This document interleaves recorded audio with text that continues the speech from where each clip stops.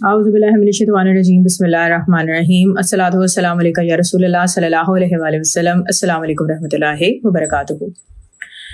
انصار کے دونوں قبیلوں اوس اور خزرج میں ہمیشہ مقابلہ رہتا تھا کہ دونوں میں سے کون سا قبیلہ نیکیوں میں بڑھ جانے کی کوشش کرتا ہے۔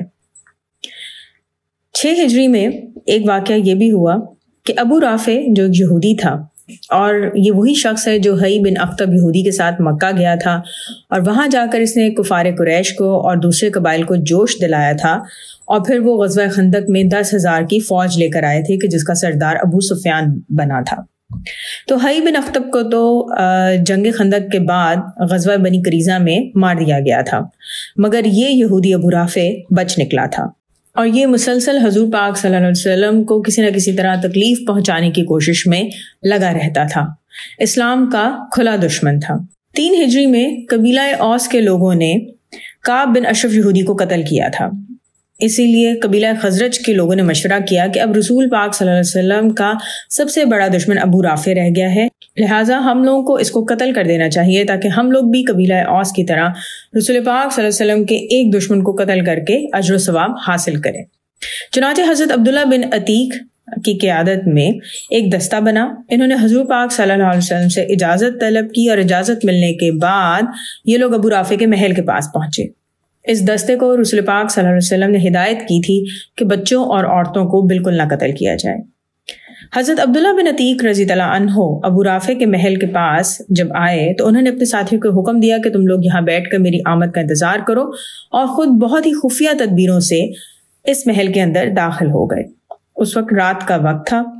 وہ ابو رافع کے بستر کے پاس پہنچے اور اندھیرے میں اس کو قتل کر دیا۔ جب محل سے نکل رہے تھے تو سیڑھی سے گر پڑے، جس سے ان کے پاؤں کی ہڈی ٹوٹ گئی، مگر انہوں نے فوراً ہی اپنی پگڑی سے اپنے ٹوٹے ہوئے پاؤں کو باندھ دیا اور کسی طرح محل سے باہر آ گئے، اور پھر اپنے ساتھیوں کی مدد سے مدینہ واپس پہنچے۔ جب حضور پاک صلی اللہ علیہ وسلم کی خدمت میں حاضر ہو کر ابو رافع کے قتل کا سارا ماجرا بیان کیا تو رسول پاک صلی اللہ علیہ وسلم نے فرمایا کہ اپنا پاؤں پھیلاؤ۔ انہوں نے پاؤں پھیلایا تو آپ صلی اللہ علیہ وسلم نے اپنا دست مبارک ان کے پاؤں پر پھیرا تو ان کی ٹوٹی ہوئی پاؤں کی ہڈی فوراً جڑ گئی اور ان کا پاؤں بالکل صحیح ہو گیا۔ 6 ہجری میں صلح حدیبیہ سے پہلے چند چھوٹے چھوٹے لشکروں کو بھی حضور پاک صلی اللہ علیہ وسلم نے مختلف اطراف میں روانہ کیا تھا تاکہ وہ کفار کے ہونے والے حملوں کو روک سکیں۔ ہجرت کا 7واں سال شروع ہو چکا ہے۔ مدینہ کے قریب ایک چراگاہ موجود تھی جس کا نام ذات القرد تھا، جہاں پر حضور پاک صلی اللہ علیہ وسلم کی اونٹنیاں چرا کرتی تھیں۔ قبیلہ غطفان سے تعلق رکھنے والے ایک شخص عبد الرحمن نے اپنے چند آدمیوں کے ساتھ مل کر اس جگہ پر حملہ کیا اور 20 اونٹنیوں کو لے کر بھاگ گئے۔ مشہور تیر انداز صحابی حضرت سلمہ بن عقور رضی اللہ عنہ کو سب سے پہلے اس بات کی خبر ہوئی۔ انہوں نے اس خطرے کا اعلان کرنے کے لیے بلند آواز سے یہ نعرہ مارا کہ یا صحابہ، پھر اکیلے ہی ان ڈاکوؤں کے تعاقب میں دوڑ پڑے اور ان ڈاکوؤں کو تیر مار مار کر اونٹنیوں کو چھین لیا۔ ڈاکو بھاگتے ہوئے 30 چادریں پھینکتے ہوئے چلے گئے۔ ان چادروں پر بھی آپ نے قبضہ کر لیا۔ اس کے بعد حضور پاک صلی اللہ علیہ وسلم لشکر لے کر پہنچے۔ حضرت سلمہ بن عقور رضی اللہ عنہ نے عرض کیا کہ یا رسول اللہ صلی اللہ علیہ وسلم، میں نے ان ڈاکوؤں کو ابھی تک پانی پینے نہیں دیا، یہ سب پیاسے ہیں، ان لوگوں کے تعاقب میں لشکر بھیج دیجئے تو یہ سب گرفتار ہو جائیں گے۔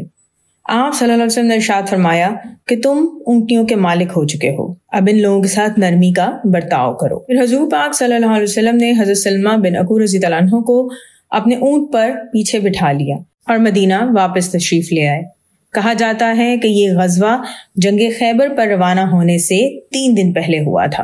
انشاءاللہ نیکسٹ ویڈیو میں ہم جنگ خیبر کے متعلق بیان کریں گے۔ الصلاۃ والسلام علیکہ یا رسول اللہ صلی اللہ علیہ وآلہ وسلم۔ السلام علیکم رحمۃ اللہ وبرکاتہ۔